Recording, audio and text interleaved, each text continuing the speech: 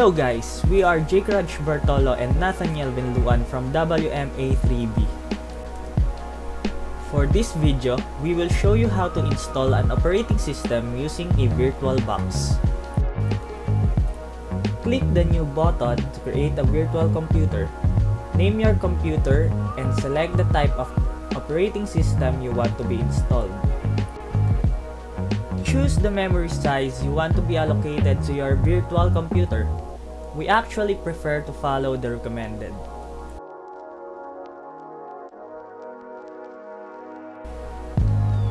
On this part, click the Create button to finally set up your virtual computer. Some will encounter an error here, which will be fixed when you enable the SVN mode on your BIOS. Click Start and select the OS on your Dropbox. Click the folder icon and add the OS from its file location.